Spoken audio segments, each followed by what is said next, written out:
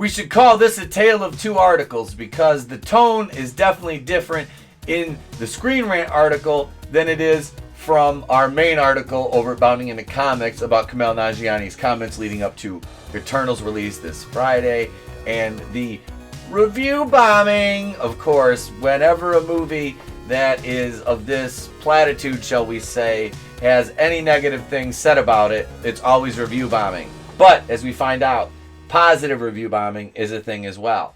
Monday.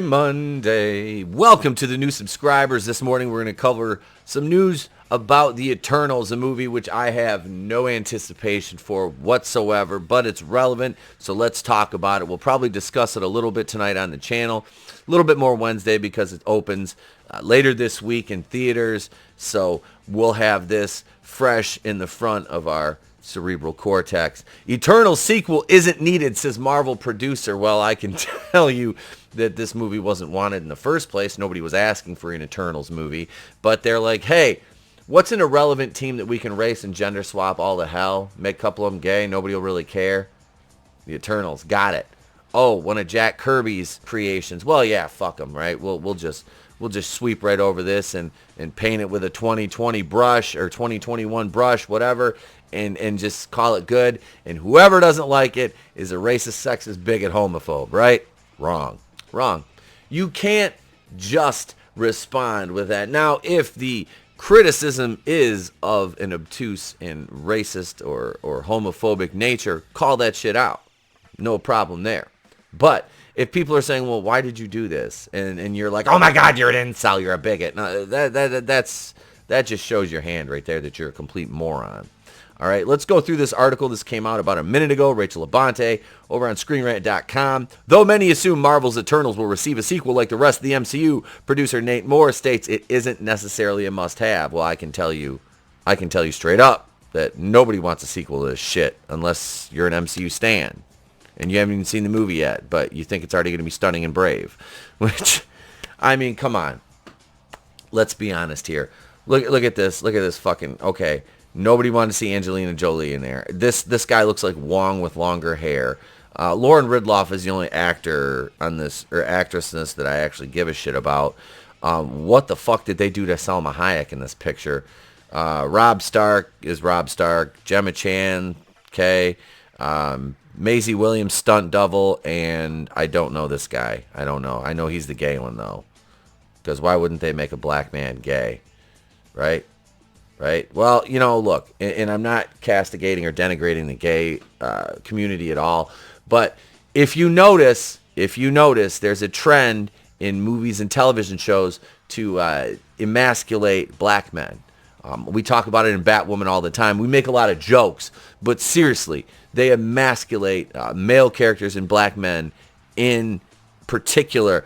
And it's always the people that are talking about the representation the most and the diversity and how important it is to see people of color on screen, which I'm not downplaying that at all. But I grew up in an era where you didn't have to look exactly like the character to identify with them. And even into my teens and, in almost 20s, when Blade came out, I was like, man, I love that character. And I never once was going like, you know what would make Blade really great? If he was white.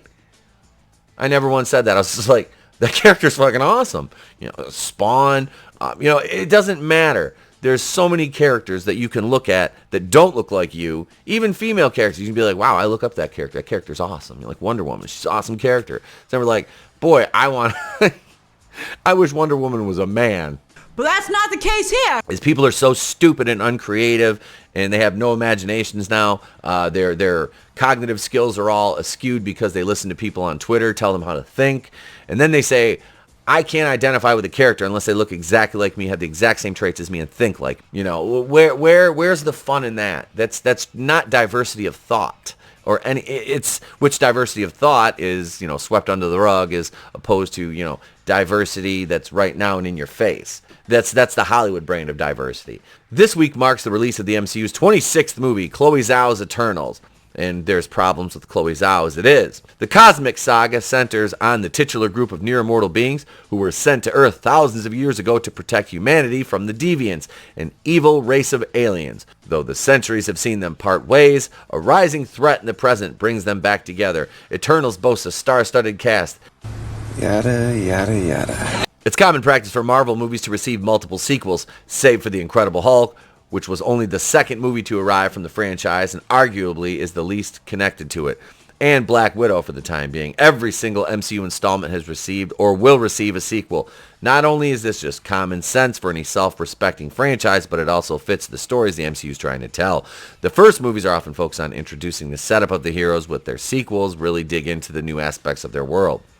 So the Eternals is shit right from the word go, because we were told for thousands of years we lived amongst humanity but never interfered, and then we know the list of events that have happened through history that have been horrible for mankind. But then they say, we've been there guiding them. And then, the one character's like, well, I invented all this, and all this technology was because of me. And it's all because of one character. So, humans have no freedom of choice, no autonomy of thought. Everything they do is based on what the Eternals want them to do, or what they've been guided to do by the Eternals. So, downplays the rest of the achievements through the MCU by the characters. I mean, look at Tony Stark.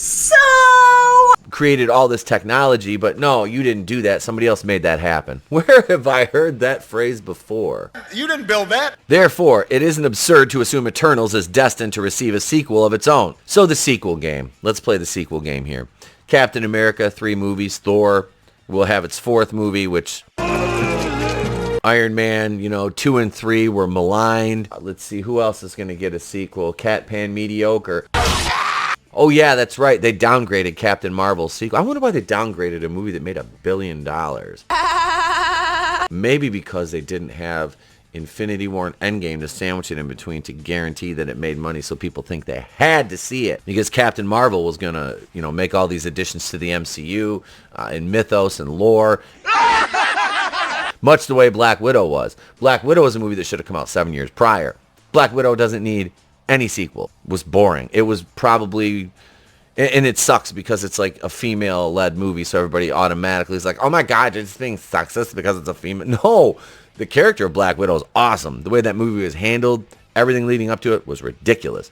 The movie itself could have been a lot better. Kate Shortland dropped the ball. They completely dropped the ball with that. And let's be honest, all these people that direct these movies, all you are is a fucking prop. Kevin Feige is the man behind all these. And that's why they're getting so diluted and watered down and just bad, because Kevin Feige's true colors are showing through, much like the aliens in the show V, when their human skin gets ripped off and they reveal the lizard underneath them. The MCU, the fun was the exterior wrapping, and as we peel off the layers, we get down to the core of what Kevin Feige's all about, and it's garbage. It's garbage. The MCU's went to shite.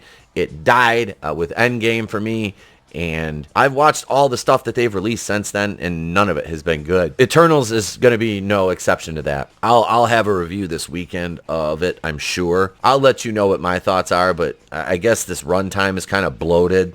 2 hours later. Therefore, it isn't absurd to assume Eternals is destined to receive a sequel of its own, and while that is still likely true, fans perhaps shouldn't assume that's always the plan over at Marvel. Speaking to the Toronto Sun, Moore said an Eternal sequel, while not out of the question, isn't completely guaranteed. It's not something that is a must-have.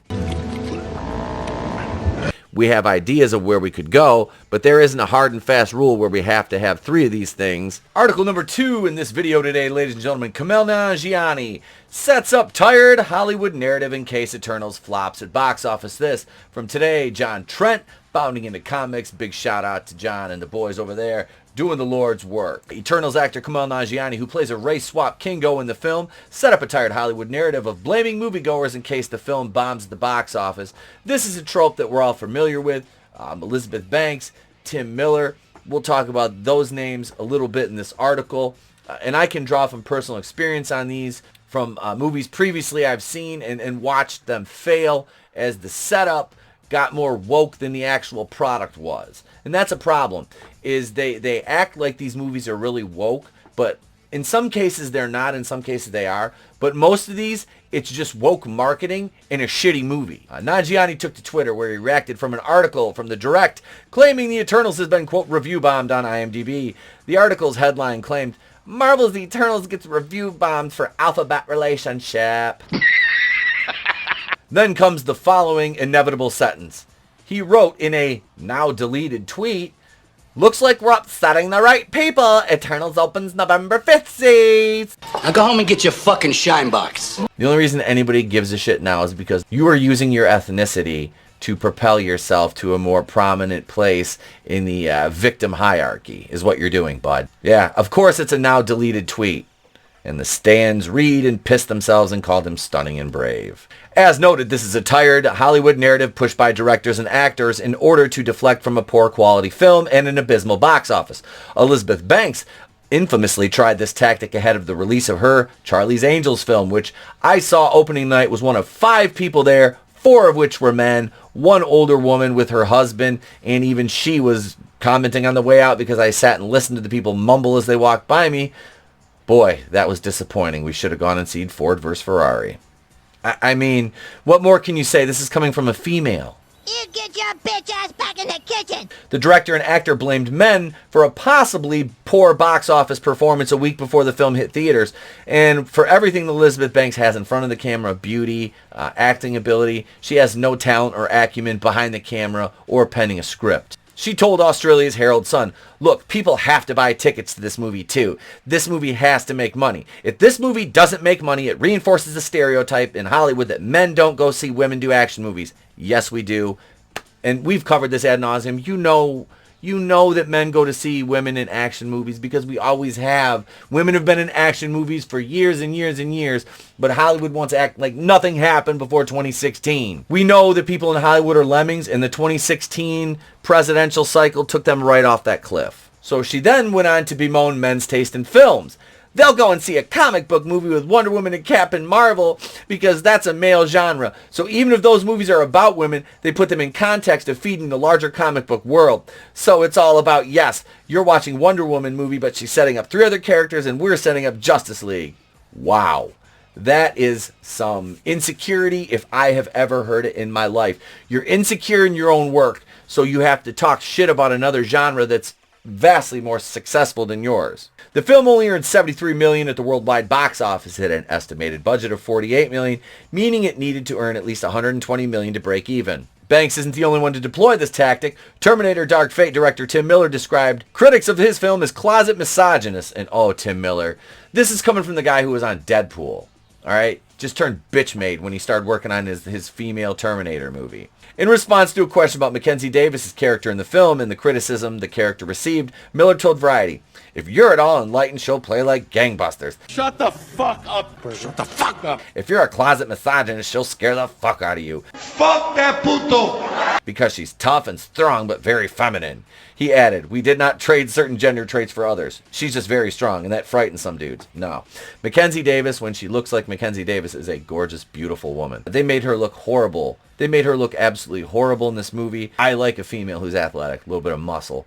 You know, looks like a action star. I like that aesthetic. And they act like if you don't like the movie that these women are in, you're a misogynist. It's like, no. Some dudes are afraid of strong women. Absolutely. They're usually the ones that try to prop up their movies. And Natalie Reyes was horrible in this. Or Natalia Reyes was horrible in this movie. Terribly unbelievable. Mackenzie Davis just suffered from bad writing. Like she needs a new agent. After the film's release, Miller blamed Get Woke, Go Broke sentiment for his film's poor box office. You can't blame Get Woke, Go Broke for your movie failing. You can blame future shit. He told Kim Masters during an appearance on The Business with Kim Masters, there was a lot of get woke, go broke sentiment that didn't help us. But when asked to explain, he said there was a lot of issues about having 3 women in lead positions and all that stuff. There is this quite toxic atmosphere around this film online, which I was really surprised at. I shouldn't be, but I was. You're a cuck. You made a shitty movie. Nobody wanted it. You had Linda Hamilton, who looked terrible. She was bad. She was just... No, it wasn't Linda Hamilton. This movie was a shell of Linda Hamilton. Natalia Reyes was terrible, unbelievable, bad actress. Mackenzie Davis was just saddled with horrible writing. Just horrible. Terminator Dark Fate grossed about $250 million at the global. It had an estimated production budget of $185 million, meaning it needed to earn $462.5 million to break even. It did not break even.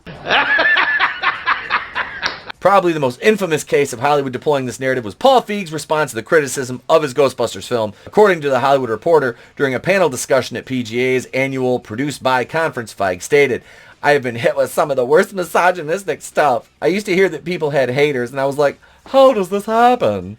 He's a fucking idiot. That's how it happens. You made a shitty movie. I mean, you expect to replace Bill Murray, Dan Aykroyd, Harold Ramis, Ernie Hudson with Kate McKinnon, who nobody gives a fuck about, Craig Robinson, and Fatty Go Boom over there, who was a fat wannabe female Chris Farley, and it didn't work. The only one that has any kind of comedic acumen is Kristen Wiig, and she's even suspect at times. Not only did Feig describe his critics as misogynist leading up to the film's release, but like Miller, he's gone on to place blame on others even after the film's disastrous reception.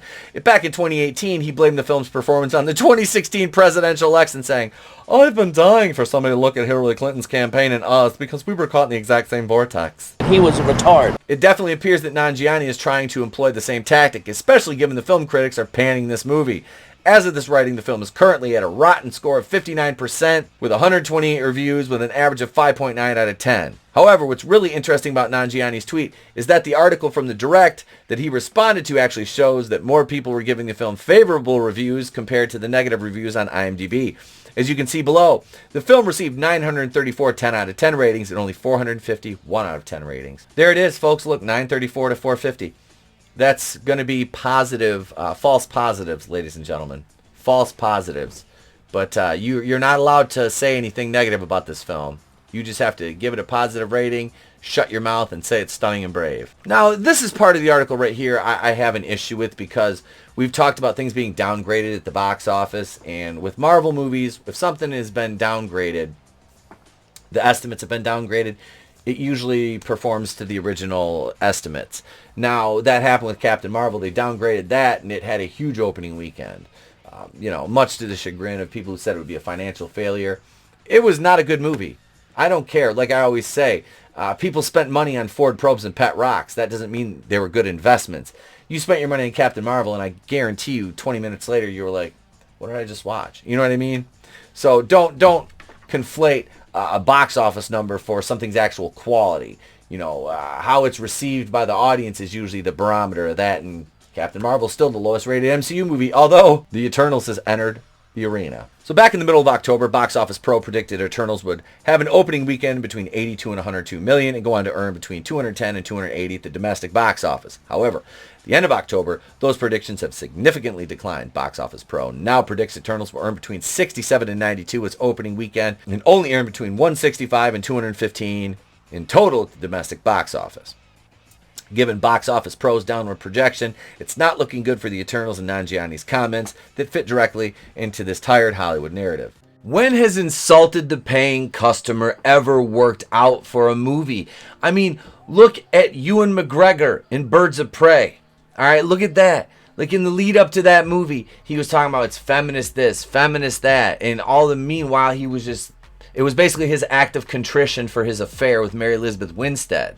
So there's so many factors that go into play when they try to push this narrative, this agenda, and this is one of them right now. We're seeing it unfold before our very eyes, and I have little to no faith in humanity that people won't fall for it because, let's be honest. But in all seriousness, I don't think this will be a very good movie. I'll sail the high seas, I'll watch it, I'll review it.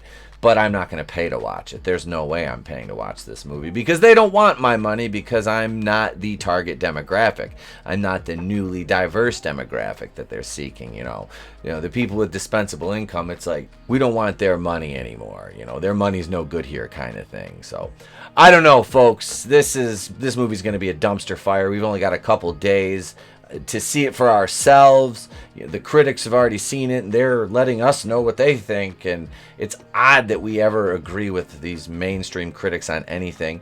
And it's funny because even the positive reviews are still kind of insulting, and the negative reviews still have a modicum of praise in it, which is very weird. It's very weird. It's passive-aggressive reviewing. It seems to be the case here, ladies and gentlemen. But now it's your turn. Let me know what you think in the comments below.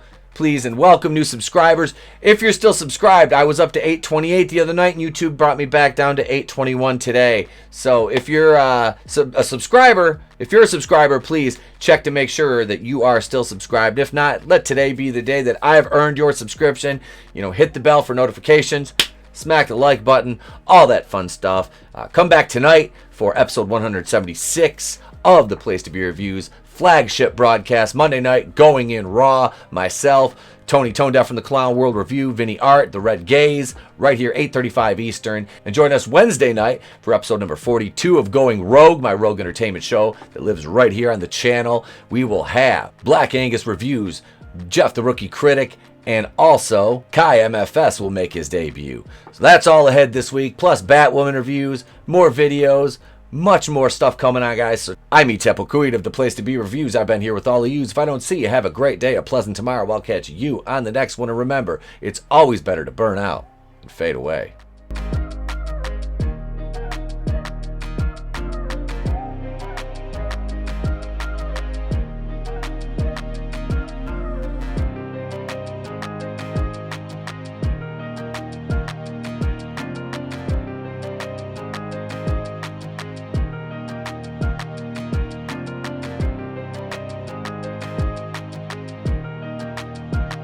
Ready?